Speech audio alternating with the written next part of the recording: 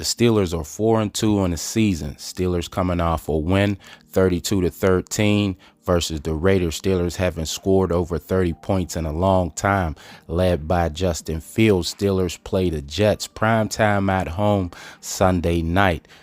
Russell Wilson is fully healthy and coming off a win like that, scoring over 30 points and all the things that quarterback Justin Fields has done. Mike Tomlin, he's not considering a quarterback change, is he? Well, in his weekly press conference that he has, it sounds like Coach Mike Tomlin is leaning towards starting quarterback Russell Wilson Sunday night. How do you knock the rust off with Russell short of getting him into a game, and at what point does that decision come? You knock it off to a degree just getting an in-helmet perspective on the work. There's one thing to sit in meetings and digest football and be a full participant like he's been, or to be a guy behind the offensive group digesting it from that perspective. But the in-helmet perspective and the reactionary see to do and some of those things, that's what I'm talking about. But there's also a totality of his resume as well that makes you more comfortable than guys with shorter resumes in that regard, in terms of his ability to play ball on a limited amount of exposure. I have that mentality about guys across positions, and we've had that discussion before. Veteran players, there's just comfort that comes with experience in some of those, really sometimes uncomfortable discussions. You say that.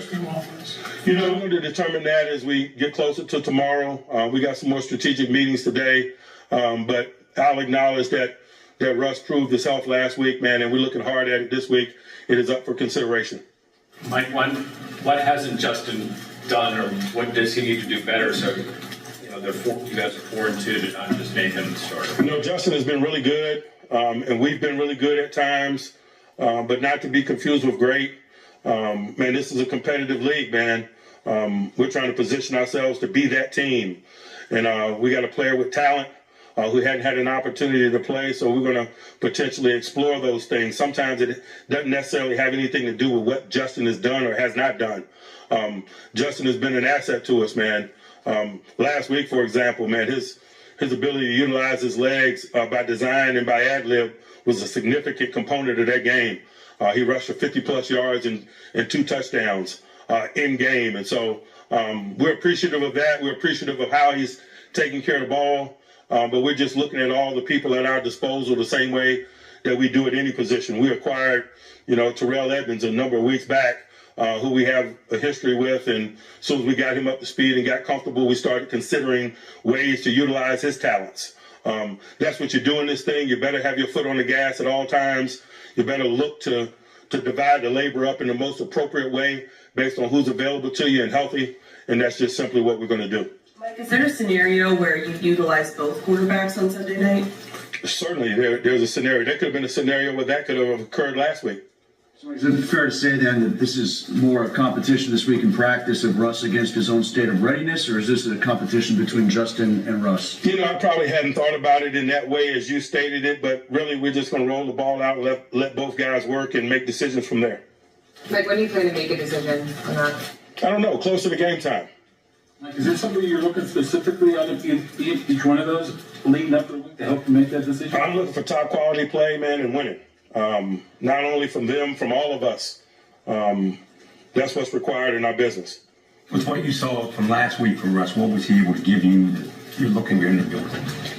He just proved himself last week. He proved his ability to protect himself, to move appropriately within the pocket, to not be limited schematically in terms of some of the things that we were capable of doing or wanted to do. Those things had to happen before we could seriously consider him and his talents, and that happened a week ago. I think you feel like there are guys like Calvin Austin, other guys in the guys receiving game that have been doing a good job getting open that you guys think you can capitalize more on with your passing offense? At times we've gotten open, at times we haven't. That's just a function of football. And so, say what you will about that. I just think that's always a component of football. There's always, plays left out there for a variety of reasons. Like when you do evaluate your quarterbacks, how much do you take into account like turnover-worthy plays that don't result in turnovers, like fumbles that you recover, drops, interceptions? I take into account everything. Mike, when you look at Justin's ability to his mobility, the rushing, the things that he did in that Raiders game, does Russell have the same capabilities in terms of using his legs in a similar way that Justin does? No, he does not. Justin's legs are an X factor. How does that change the offense then if Russ is in there? You know, it remains to be seen, and I think that's one of the cute things about this discussion. Is the offensive line's health sort of a component of that too? You know, we haven't had a healthy offensive line group at any component of this journey that is the 2024 season, and so we're not holding our breath for that. We're just simply doing what is required week in and week out to put the very best group out there. I thought we had unique depth in that position during team development. We talked about it a lot in this setting, and I'm thankful that we have because we called upon it. We'll probably have our 7th collection of starters in 7 weeks. But it doesn't change our agenda or our expectations regarding those guys. One man's misfortune is another man's opportunity. There's been a lot of guys who've displayed that during the course of this journey, and Ryan McCullum will just be the latest guy to get an opportunity to display that this week. Mike, you've been around Cam even longer than you've been around TJ. Is there anything about his game, even now, that still surprises you, that he's able to continue to play at such a high level? No. I'm not surprised, but it doesn't mean that I don't appreciate it. And it's not only his talents, and it's not only TJ's talents. Their talents are what they are. It's so secondary if you spend day-to-day life with those guys. Their commitment, their will, their leadership, the things that they do for themselves, the things that they do for others, the way they communicate. Their general approach to business is as unique as their talents. And that's why I don't think any of us are surprised when we see the superhuman things that they do quite routinely.